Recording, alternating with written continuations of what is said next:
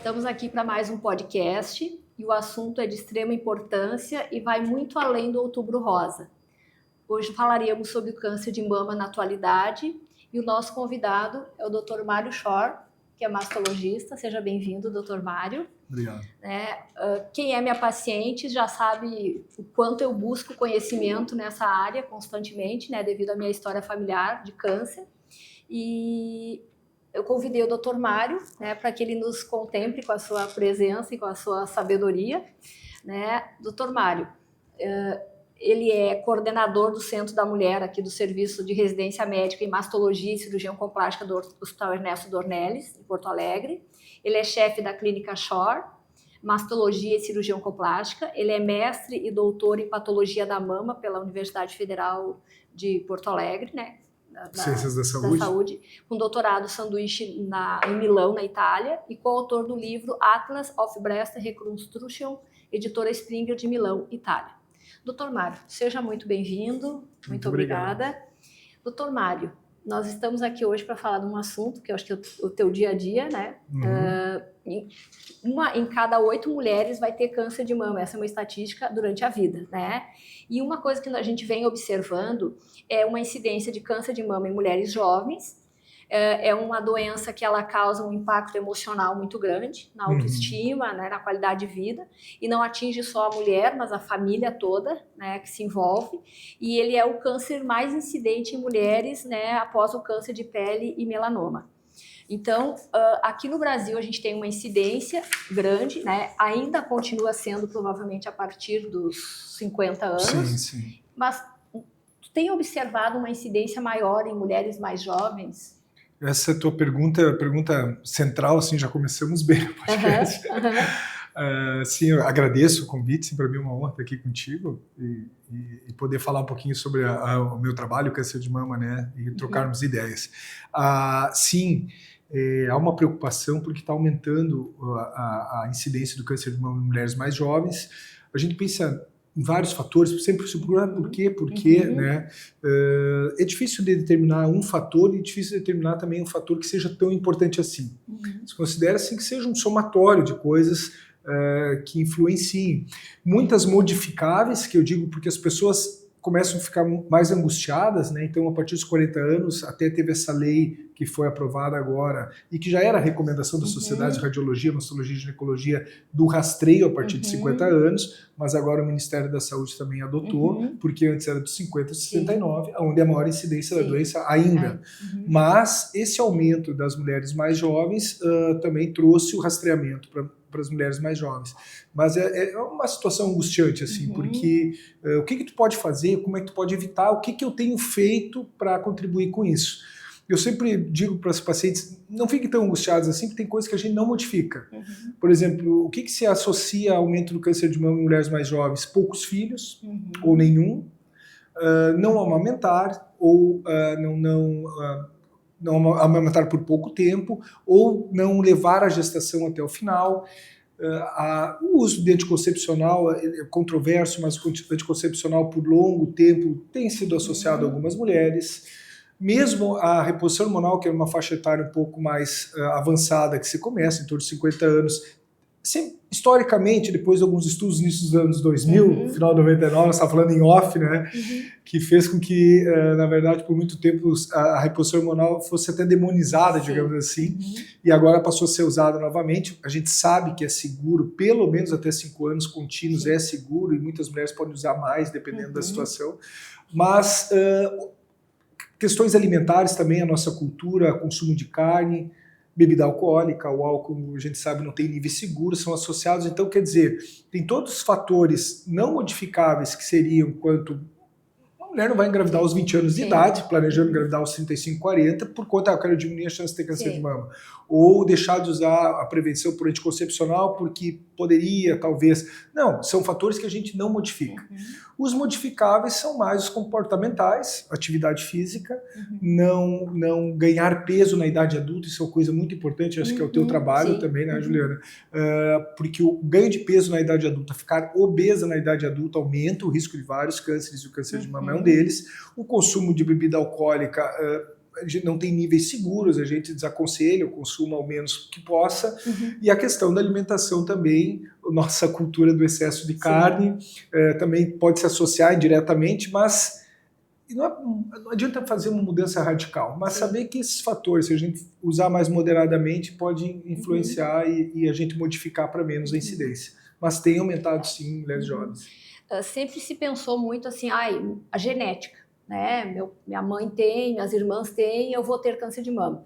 Então, hoje a gente já sabe que a genética é em torno de 5 a 10%. Né? Como tu falaste ali dos fatores de risco, eu estudando a epigenética, né, em função da história familiar pesada de câncer, eu fui estudar a epigenética justamente com isso, né? Porque a epigenética é mudança de hábitos. O sono, a alimentação, o álcool, o cigarro, que hoje já é uma coisa que já está bem estabelecido, que também tem associação, né? Então, são coisas que a gente vem tentando, eu digo que eu sou uma sobrevivente com a idade que eu estou e ainda não ter tido, né? Então, espero não ter, eu digo que eu sou um espelho para minhas pacientes para tentar, né? O peso, a alimentação, então, atividade física, os hábitos, né? Então, esse seria o estilo de vida, né?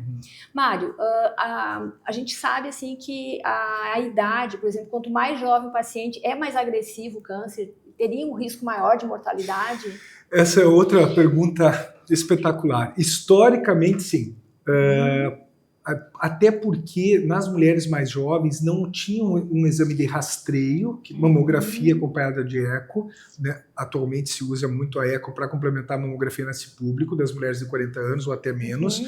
Porque a mamografia no público das mulheres mais jovens, com as mamas mais densas, que a gente chama, talvez as tuas telespectadores, ouvintes, saibam do que a gente está falando, essas mamas densas diminuem a sensibilidade, diminuem a eficácia da mamografia. Então esse público ficava um pouco descoberto, com diagnósticos talvez um pouco mais adiantados.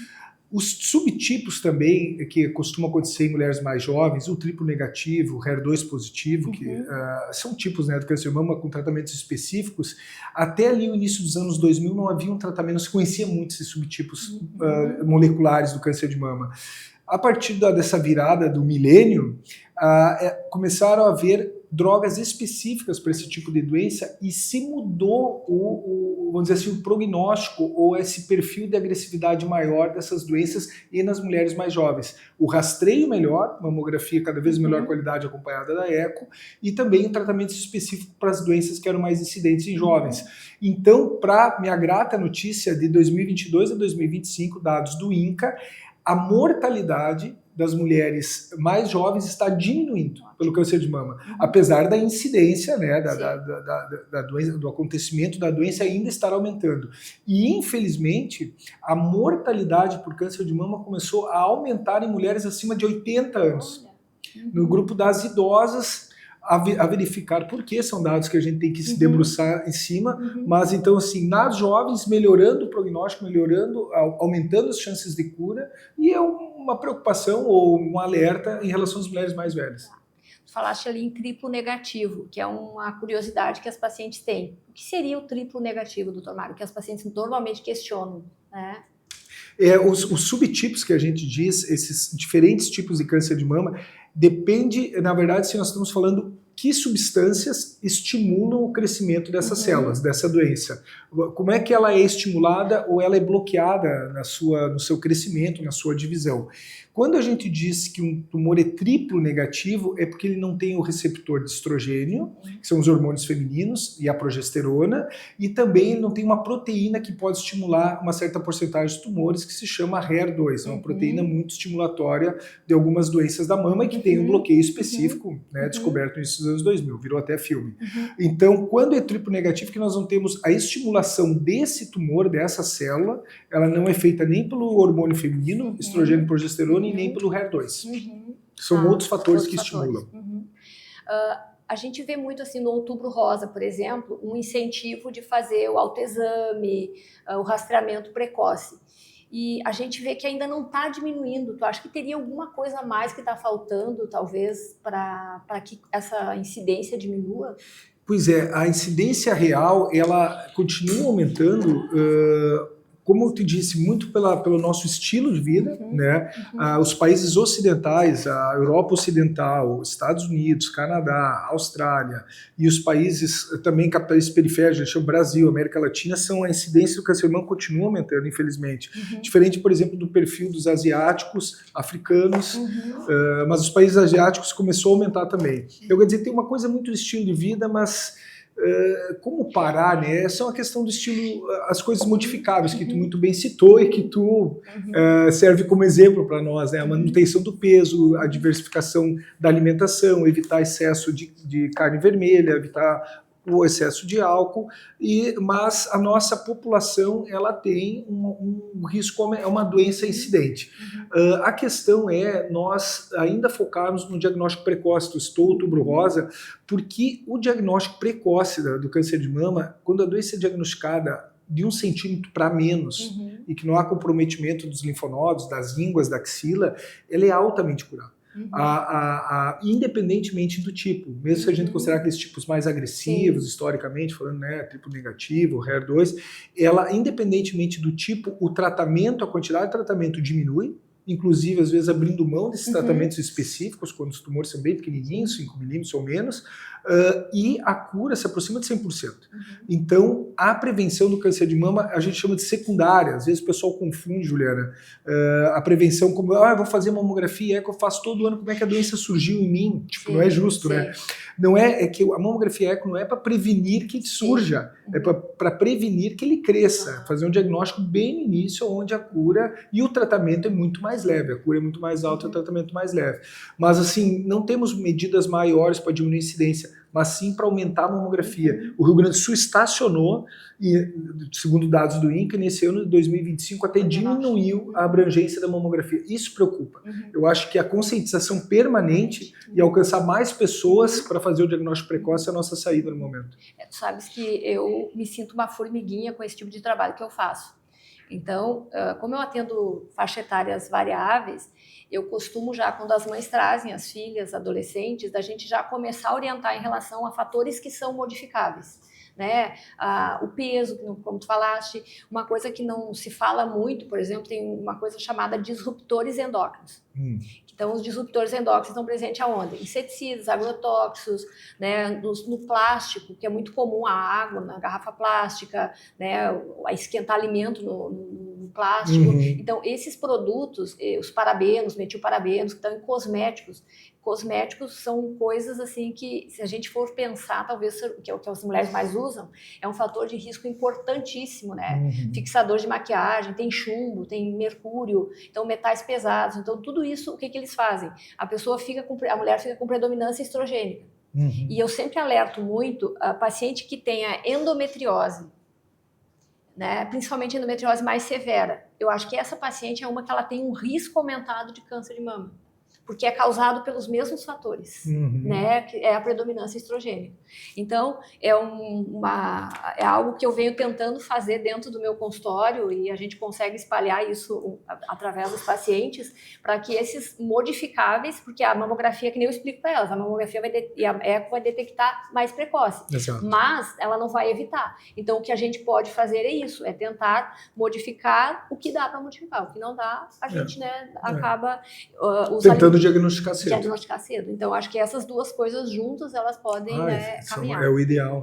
Não, tu traz esse ponto importante sobre essas questões alimentares e da nossa contaminação do nosso ambiente, porque é difícil de provar também. Né? Tu tem que ter estudos gigantes, sim, muito fica no ar isso. Muito no ar, mas que a gente sabe que existe porque na nossa cultura, que a gente tem toda essa exposição, a gente tem um índice alto. Né? E a gente sabe, por exemplo, já tem estudos, né? Por exemplo, saiu agora recente, não sei se chegaste a ver, em Botucatu, que fizeram um estudo com a vitamina D em paciente com metástase, né? Que foi até uma quantidade baixa, foi 2.000 unidades, eles usaram num grupo e no outro grupo não usou, né? E o que eles viram? Foi uma diminuição da incidência de metástase, isso já no tratamento. Olha só. Então já tem estudos que a vitamina D, ela regula, porque dentro da epigenética a gente estuda muito polimorfismos.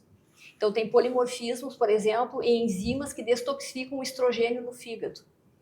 Então, por exemplo, eu tenho esse polimorfismo no exame que eu fiz, então eu devo evitar, por exemplo, carnes muito passadas, tipo churrasco, que aqui no Rio Grande do Sul é muito comum. Então, poucas as pessoas que têm acesso a esse tipo de E como é que tu tá vivendo, né? sem churrasco? Não, a gente pode comer, mas aí não come a Carne muito passada. Entendi. porque aqui libera aquela toxina e eu não consigo desintoxicar. Olha então, só. isso são coisas, ainda está dentro, muito limitado pelos valores. A gente tem hoje dentro da medicina de precisão testes, por exemplo, chamado de metabolômica. São exames que já tem, os laboratórios alguns já fazem, mas a maioria ainda é muito caro. Por exemplo, um painel de metabolômica hormonal, ele está acima de R$3.000, 3.800 eu vi no laboratório esses dias.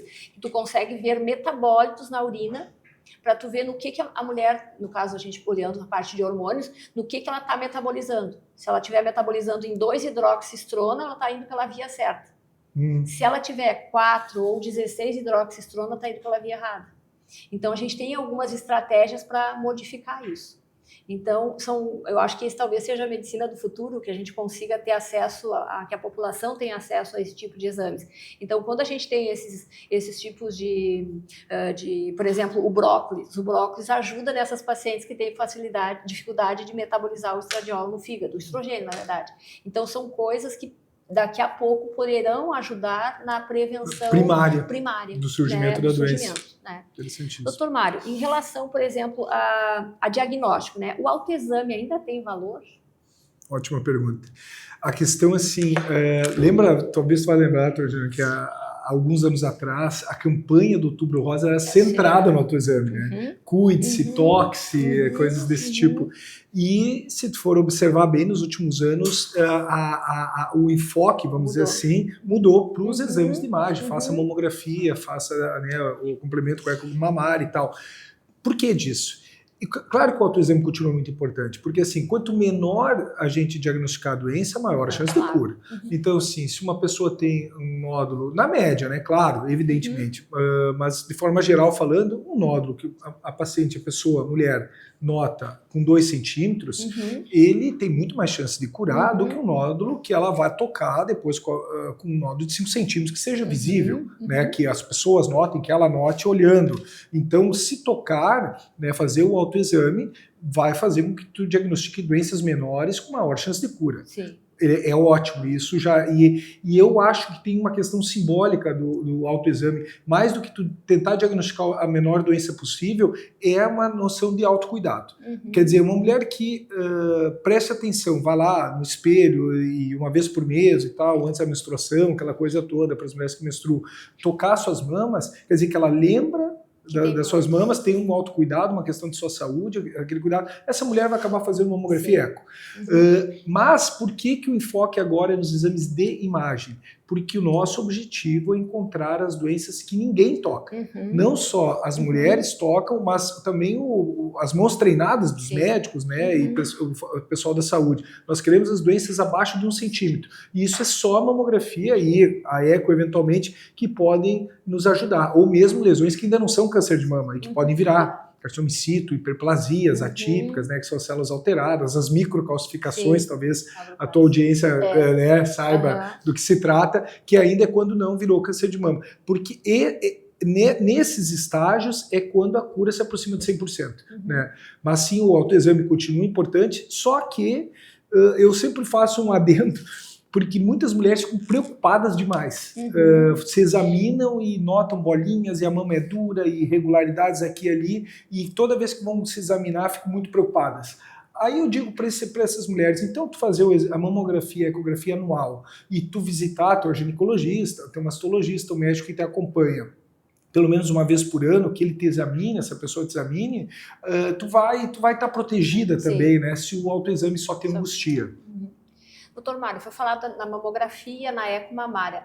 Ressonância magnética e tomossíntese, quando que a gente usaria?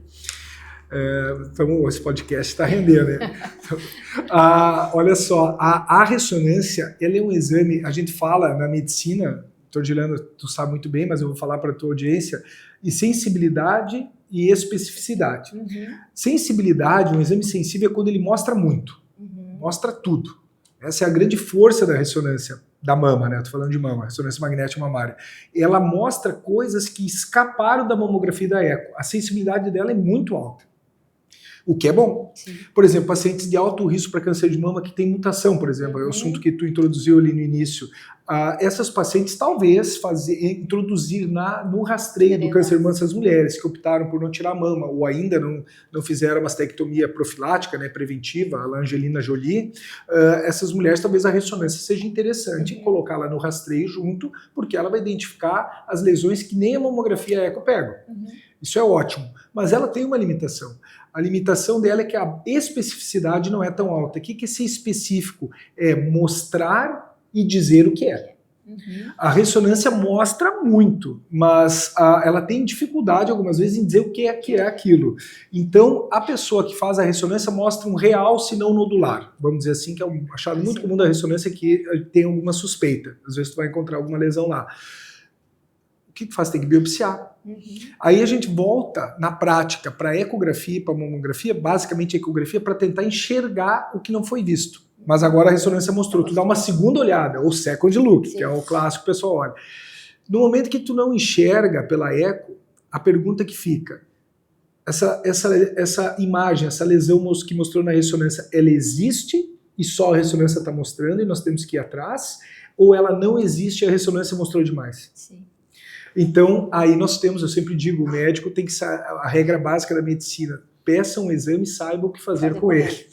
Então, assim, claro, tem a punção pela ressonância, guiado pela ressonância, isso existe em Porto Alegre, mas não é coberto muito pelos convênios, o custo é alto, a dificuldade é grande, então a ressonância tem essa limitação, às vezes ela mostra demais. A tomossíntese, ela é um ótimo exame, ela melhora em muito a mamografia, ela faz cortes tomográficos, tu consegue trabalhar as imagens, ela aumenta a sensibilidade da mamografia, que é a grande limitação. A mamografia, a limitação dela é que a sensibilidade não é tão alta. Ressonância 95%, 96% das vezes ela mostra, mamografia em torno de 80%. Por isso que ela é às vezes complementada pela eco. Por isso que se faz mamografia todo ano, porque se escapa de um ano tentar pegar no outro. Mas a tomossíntese ela é uma mamografia melhorada sim. Só que a questão é preço e se ela é tão boa para a população em geral. Será que a tomossíntese ela não tem uma indicação numa população de mais risco? Né? Isso e ela está sendo mais dedicada agora para as pessoas que têm algum risco ou que têm as mamas difíceis de ver na mamografia, porque a tomossíntese melhora a qualidade da mamografia. Fazendo a tomossíntese, precisa fazer a mamografia? Ou substitui, não. Ela é a mamografia vitaminada, digamos assim. Tu pode optar por fazer uma tomossíntese, né? Mas quando faz a tomossíntese, tu está fazendo a mamografia. Na verdade, tu pode ter o filme, exato, e só tu faz cortes tomográficos adicionais. É muito bom. E a biópsia, doutor Mário, quando é que ela é indicada? Ela tem aquela classificação que talvez né, a tua audiência deva já ter ouvido falar, que é a classificação BIRADS, que na verdade nada mais é que um acrônimo, né, uma sigla, que é uma classificação de risco das imagens do Colégio Americano de Radiologia, porque a imagem da mama é difícil de interpretar para o médico, para o radiologista. Não é tão fácil assim, é um raio-x, só uma ecografia, a ressonância que também já é muito dominada, né, como exame de imagem, mas ela é difícil. É cheio de truques, tem vezes que a gente vê coisas que não existem, a gente deixa passar. Então, essa classificação BIRADS foi uma tentativa de colocar um pouco de ordem nessa bagunça. Mas continua difícil de avaliar. O que é o BIRADS? Ele avalia as imagens, tanto da mama, da eco e da ressonância, qual o risco dessas imagens representarem câncer de mama. Ou não, ou se não tem risco nenhum. Então, o BIRADS-1 é um exame completamente normal, não vimos nada. O BIRADS-2, nós vimos achados benignos. Desde uma prótese de silicone, uma mulher que fez uma mamoplastia de aumentos, viu uma prótese, a gente escreve, tem uma prótese aqui, achados benignos, BIRADS-2, calcificações benignas, cistos, né?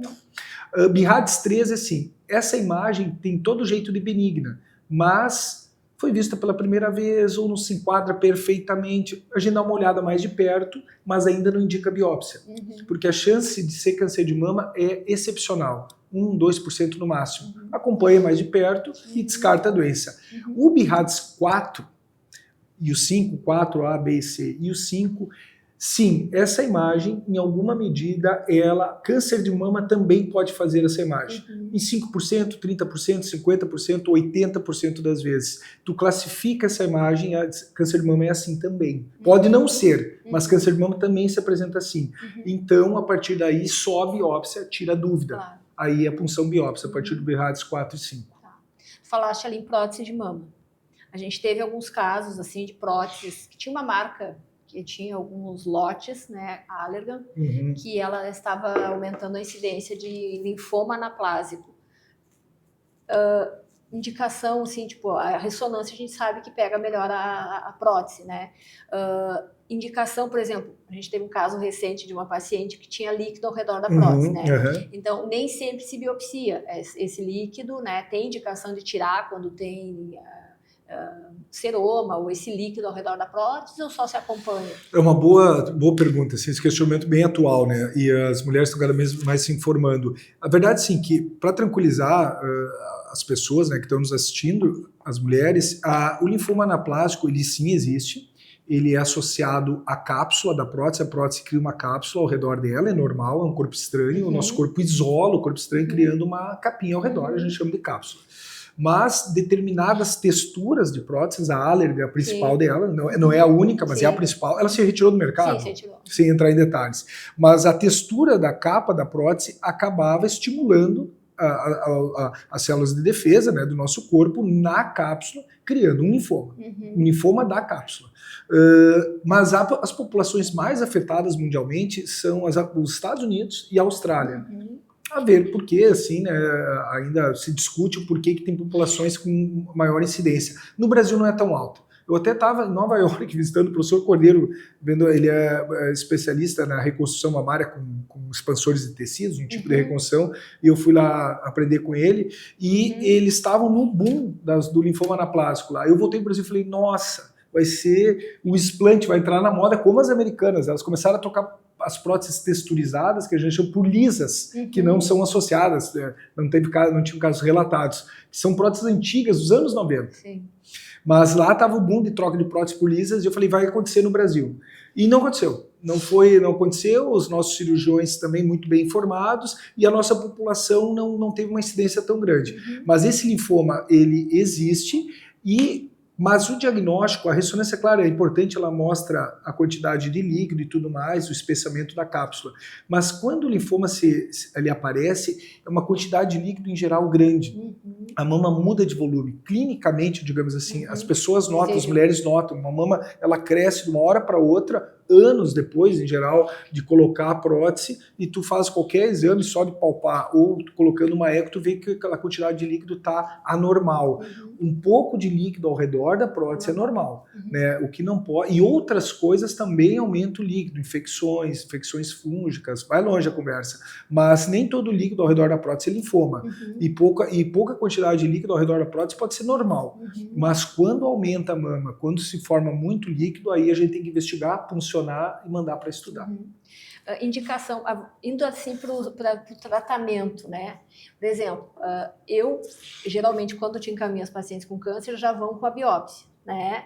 Aí essa paciente chegou para ti, qual é a conduta assim inicial? Que às vezes tem dúvida, vou no onco, vou no mastro, né? Eu geralmente peço para ir para o mastro primeiro, e aí o que tu faz com essas pacientes? Aí a primeira coisa é ver o tamanho da lesão, localização na mama, avaliar a axila, se tem doença ou não. Se é uma lesão única, avaliar a outra mama, né, coletar toda a história, ver a história familiar e tudo mais, ver o tipo da lesão, que nós estávamos falando, triplo negativo, HER2, isso se chama imunistoquímica, né, então faz a punção. Por que a imunistoquímica é importante quando fazer antes de uma eventual cirurgia? Porque ela vai direcionar o tratamento. Então, como são muitas doenças diferentes entre si, com tratamentos completamente diferentes, muitas vezes a gente começa pela cirurgia. Quando as lesões são bem pequenininhas, independentemente do tipo delas, a gente começa pela cirurgia abaixo de 1 centímetro. Em geral, a cirurgia está indicada, com exceções, não vou entrar em detalhes aqui, mas então, por isso que do diagnóstico precoce, porque é uma cirurgia pequena, e já curativa, e depois tu vai para o tratamento e às vezes diminui a quantidade de tratamento. Mas a gente vê imunistoquímica e decide por cirurgia ou ir para o tratamento químico, ou quimioterapia, que a gente chama de neoadjuvante, que é a quimioterapia antes da cirurgia, numa tentativa de fazer a lesão desaparecer pela quimio e depois tu tirar uma parte menor. Também há uma avaliação do corpo inteiro, dependendo do estágio da doença, se é maior e tal, avaliando com exames, tomografias, né, ou avaliando os dos ossos, se tem alguma avaliação de metástase, em geral não tem, mas isso pode ser feito, a gente já pede os exames, né, o mastologista cirurgião já pode adiantar o trabalho do oncologista e pedir esses exames, então avaliar as mamas perfeitamente, assim, ou amplamente, avaliar o corpo inteiro, avaliar o tipo da lesão, e uma coisa muito importante que nós estávamos falando também antes, né, doutora Juliana, sobre, dependendo da lesão que venha, por exemplo, os triplo negativos e da idade da paciente, fazer um teste genético, visando muitas vezes tomar uma decisão cirúrgica. Por exemplo, uma lesão inicial numa mulher de 40 e poucos anos, que seria uma coisa cada vez mais comum hoje em dia, se ela tem uma mutação, se ela cai nesse grupo da doença hereditária de 5 a 10%, que a gente espera, né, que é uma minoria, mas existe, e existe mais nas mulheres jovens, então a gente pede às mulheres de 40 anos o teste genético de forma padronizada, porque não que uma mulher de 40 anos vá ter uma mutação, mas as mutações causam tumores, em geral, em mulheres um pouco mais jovens. A faixa etária das mulheres que são mutadas é ter lesões um pouco mais jovens. A gente já investiga na hora que a mulher chega na consulta, já indica o teste genético, porque esse teste genético muitas vezes muda a cirurgia. De uma cirurgia pequenininha para tirar um nódulo de 1 centímetro, por exemplo, uma cirurgia conservadora, em que tu mantém a mama, esconde a cicatriz e vai embora no mesmo dia, a gente pode passar para as pacientes mutadas ou com grande chance de ter outro tumor, passar para uma mastectomia, retirada completa das mamas, das duas mamas, inclusive, né, que é daí o tratamento padrão para quem é mutada. Então tu muda completamente, vai do mínimo para o máximo, dependendo das informações prévias. Linfonodo negativo, que é todo mundo gosta. Todo mundo gosta, né? Quando eu estava na residência, acho que foi quando começou o linfonodo, o Dr. Xavier. Sim, claro. A tese de mestrado dele. Então, o linfonodo sentinela é o que talvez fosse que indicasse para esvaziamento axilar. Exatamente. O linfonodo sentinela, ele é assim... É feito sempre ou... Sempre, padrão. Porque mesmo doenças pequenas podem ir para a axila. Lembrando, doença na axila é curável, muito curável. A maioria das mulheres que tem metástase na axila, que é a primeira metástase, ela vai se curar dessa doença, pode ter certeza. Mas, claro, é um estágio um pouco mais avançado. O ideal, e aumenta ainda mais as chances de cura, é quando tem uma doença pequena na mama que não foi para a axila. A gente chama de linfonodo sentinela porque a gente identifica a primeira íngua da axila, são várias, mas tem a primeira.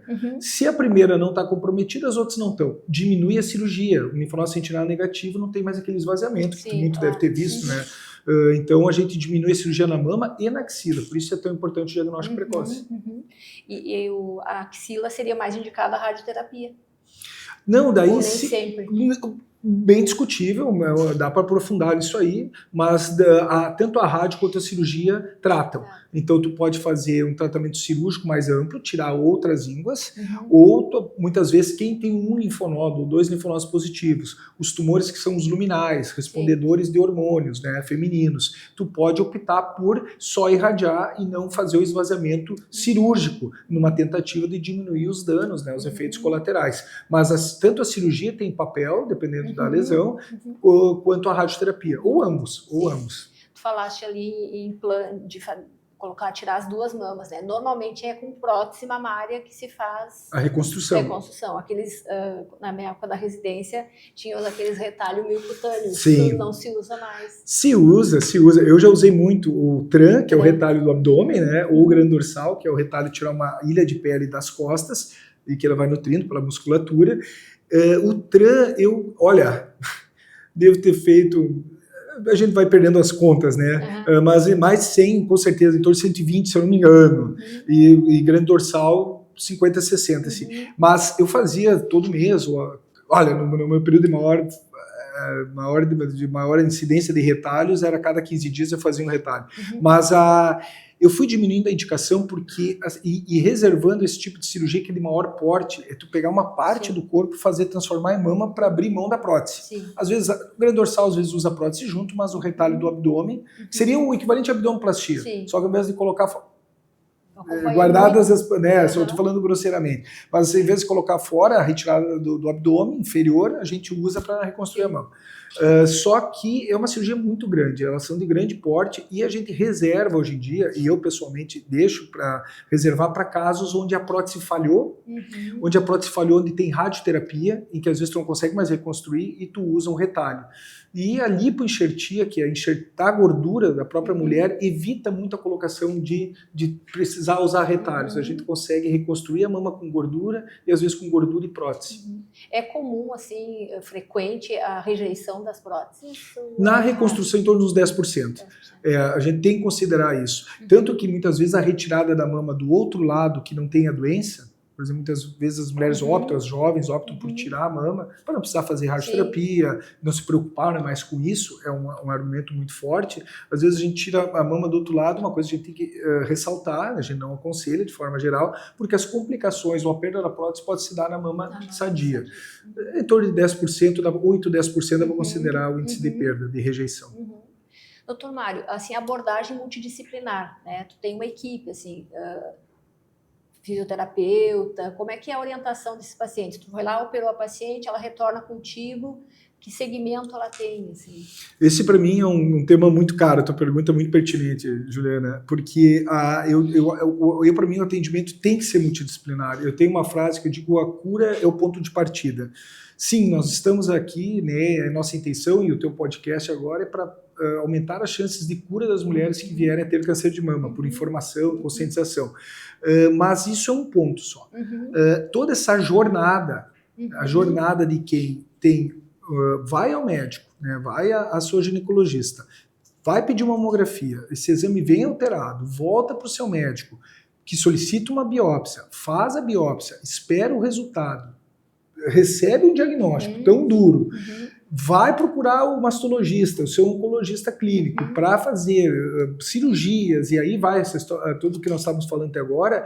Essa jornada é muito dura e muito solitária. A primeira coisa que as mulheres, eu vejo dois sentimentos assim, solidão e desamparo.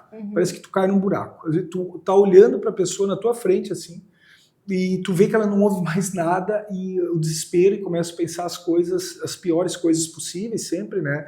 Uma ameaça à vida, assim, sempre, como é que eu vou te dizer, o diagnóstico da doença, é claro que a maioria é muito assustador, por mais que se cure e tudo mais, mas é uma palavra muito pesada, muito forte. Então, ela tem que ser amparada. E a gente não para numa consulta, às vezes, de meia hora, 40 minutos, 20 minutos, mesmo que a gente tenha as melhores das intenções, não consegue, em 20 minutos, vamos dizer assim, suprir todas essas necessidades. Então, tu ter uma equipe que vá, cada um pegando na mão dessas mulheres, é fundamental. Eu digo assim, cair no buraco, todos nós caímos. Alguma vez, a vida é feita desses tropeços. O que interessa é que quando tu caiu, quando tu tropeçou, quem está do teu lado para te ajudar a sair. Então, desde a primeira pessoa muito importante, eu chamo que é a navegação, a responsável pela navegação, pode ser a enfermeira, pode ser o secretário, é a pessoa que vai conduzir e marcar outros médicos, exames, dizer o horário, fazer toda essa marcação para que a pessoa saia dali não batendo cabeça. Não é, elas não saem do teu consultório, às vezes, com um diagnóstico desse, assim, pesado, não sabe se vai para a esquerda ou para a direita. E tu deu um monte de papel para ela, marca tal exame, não sabe nem para onde ir, é desesperador. Então, ela ser conduzida, ser amparada, e primeiro pela para secretária, alguém que a conduza, mas ter a fisioterapia à disposição pós-operatória, nutricionista à disposição, outros médicos, endocrinologista, ginecologista, oncologista clínico, todos próximos, já marcados, ou às vezes a gente atende até junto. Que mais? Psicólogo. Psicólogo é alguém fundamental nessa hora. Às vezes as pessoas têm algum receio e tudo mais, mas o psicólogo é o profissional preparado para amparar psicologicamente e encarar de uma forma menos amedrontada essa situação. Então, todos esses profissionais atravessando esses momentos tornam essa jornada muito menos dolorosa, né? Doutor Mário, fizemos uma abordagem entre diagnóstico, tratamento, né, diagnóstico precoce, uma mensagem final, assim, que tu poderia deixar para as pacientes, né, que têm câncer de mama. Delas, no teu trabalho é paciente que já está com câncer de mama. Para todas as mulheres, não tenham medo dos médicos. A mamografia salva vidas, a gente sabe desses ruídos de internet e tudo mais. A mama e a eco, principalmente agora juntas, nos ajudam muito. Então, e as mulheres que não têm câncer de mama, que forem procurar seu médico, vão ser premiadas com tratamentos gentis, nada excessivo, e fazer diagnóstico precoce, e quem não tem nada, continuar a sua vida. Para as mulheres que têm, minha mensagem assim, é sempre de esperança, porque é uma doença, o câncer de mama, apesar de sim, ele poder levar algumas pessoas, levar à morte, tristemente e tal, isso é uma minoria das mulheres, minoria, e cada vez menos. Nós temos uma diminuição da mortalidade, o diagnóstico precoce salva vidas. Então as mulheres que têm a doença, que fizeram diagnóstico, que estão fazendo tratamento, sigam firmes, que a doença tem tudo para não voltar mais, a cura ela é o horizonte mais possível para a maioria das mulheres, e mesmo as mulheres que não se curam e que eventualmente tenham metástases, a gente sempre tem que lembrar que algumas mulheres vão ter a doença, vai sair da mama e ir para outros lugares, tem muito tratamento. Os últimos 10, 15, 20 anos foram fundamentais, está acontecendo uma revolução no tratamento químico do câncer de mama. A gente já começa a falar em doença crônica, metastática, as pessoas que têm doença fora da mama, não tratar como uma doença que não tem mais cura, coisa assim, mas sim uma doença crônica, uma doença que ela é como um pouco mais adiante, diabetes mais grave, não que não seja uma doença grave, mas uma doença que não vai levar à morte, que possa ser controlada. Então, mesmo as mulheres que têm essas doenças que avançaram mais, tenham esperança, continuem vivendo e sejam felizes da medida que puderem. Doutor Mário, como é que as pacientes podem lhe encontrar? Suas redes sociais, sua clínica? O telefone da clínica, que também é o WhatsApp, é o 3392-0100, aqui na Torre Norte do Mediplex Santana, né, na sala 1107, a Clínica Shore. Acho que pode olhar as redes sociais, @Clínica Shore, e acho que @Dr.Mário Shore, vão me encontrar ali, encontrar a clínica. Eu acho que o pessoal está bem treinado para isso. Doutor Mário, muito obrigada pela sua presença, pela sua excelente explanação. Eu também gosto de deixar uma mensagem no final, né, que quando nós unimos conhecimento, né, prevenção e coragem, a gente muda destinos. É verdade. Acho que essa é uma missão que a gente como médicos tem, tu com certeza tu já tem uma bela caminhada e eu também, né? Então as informações, como tu disse ali da mamografia, informação salva a vida, né? E cada mulher que nos ouviu hoje, né, ela pode se sentir vista e acolhida para que elas consigam fazer por elas mesmas, né, o melhor que possam. Então é se autocuidar e nós estamos aqui para ajudar nesse autocuidado. Muito obrigada. Obrigada, doutor. Obrigado e parabéns pelo podcast, porque formando todo mundo, informações de qualidade, de conscientização, com tanta qualidade. Muito obrigada por colaborar com a gente. Obrigada, pessoal.